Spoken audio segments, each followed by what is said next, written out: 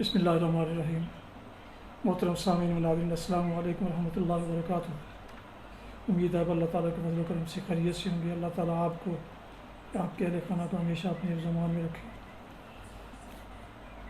صبح میرا ہدف روزانہ کا معمول ہے کہ رمضان شریف کے مہینے میں صبح فجر سے پہلے ہمارے قاری صاحب روزے کے متعلق کچھ بیان فرماتے ہیں، جو کہ تقریباً 5-7 منٹ کا ہوتا ہے، تو میں اسے ریکارڈ کر کے اپنے یوٹیوب چینل پر اپلوڈ کرتا ہوں۔ آج مجھے کچھ وقت کا صحیح اندازہ نہیں رہا، حالانکہ میں فارغ تھا اور ٹائم پہ پہنچ سکتا تھا، لیکن میں بس گھر میں ذکر اذکار میں مصروف رہا۔ تو وہاں جب پہنچا تو ان کا بیان شروع ہو چکا تھا روزے کے متعلق۔ بہرحال پھر بھی میں نے کچھ حصہ جتنا بھی مجھے مل سکا، تو یہ تقریباً 2 منٹ کا وہ میں ریکارڈ کر سکا ہوں، جو آپ کی خدمت میں پیش کرتا ہوں۔ تو شروع کرتے ہیں روزوں کے مسائل۔ نہیں ٹوٹتا۔ کوئی شخص روزے کی حالت میں سویا ہوا تھا، اسے احتلام ہو گیا، غسل کی حاجت ہو گئی، تو اس سے بھی روزہ نہیں ٹوٹتا۔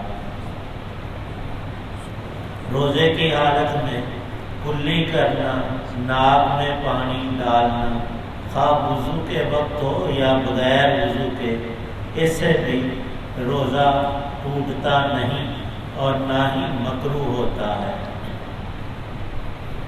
پھر عرض کر دیتے ہیں ان چیزوں کو روزے میں کرنا بالکل جائز ہے۔ مسواک کرنا، خشک مسواک ہو یا تازی مسواک ہے، سر یا جسم پر تیل لگانا یا کسی دوائی کی مالش کرنا، یہ جائز ہے روزے۔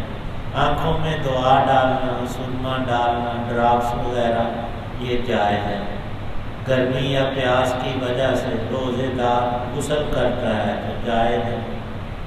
روزے کی حالت میں انجیکشن لگوانا، وین کا ہو یا دوسرا، دونوں جائز ہیں۔ بھول کر روزے دار نے کچھ کھا لیا یا پی لیا، اس سے بھی روزہ نہیں ٹوٹتا۔ ہاں اگر یاد آ گیا پیتے یا کھاتے ہوئے، پھر وہیں پر بریک لگانا خان صاحب ضروری ہے۔ یہ نہیں کہ کھاتا ہی رہے، بس یاد آتے ہی اب حلق سے کچھ نہ اتارے، جو منہ میں چیز ہو کھانے یا پینے کی وہ باہر نکال دے۔ قے آنے سے، الٹی ہونے سے روزہ نہیں ٹوٹتا۔ اللہ پاک جن دوستوں نے ابھی تک میرے یوٹیوب چینل کو سبسکرائب نہیں کیا، ان سے گزارش ہے کہ وہ سبسکرائب کر کے، لائک کر کے بیل آئیکن کو ضرور پریس کر لیں، تاکہ آنے والے ایسے روحانی اور قرآنی اور جو باعث ثواب، باعث خیر اور باعث برکت ویلاگز ہیں، ان کو باقاعدہ ان تک باقاعدہ پہنچتے رہیں۔ اگر مناسب سمجھے تو دوستوں سے بھی شیئر کر لیں۔ اللہ تعالیٰ آپ کا حامی و ناصر، اللہ تعالیٰ آپ کو، آپ کے لکھانوں کو ہمیشہ اپنے زمان میں رکھے۔ آمین۔ اپنا بہت خیال رکھیے گا اپنی دعاؤں میں۔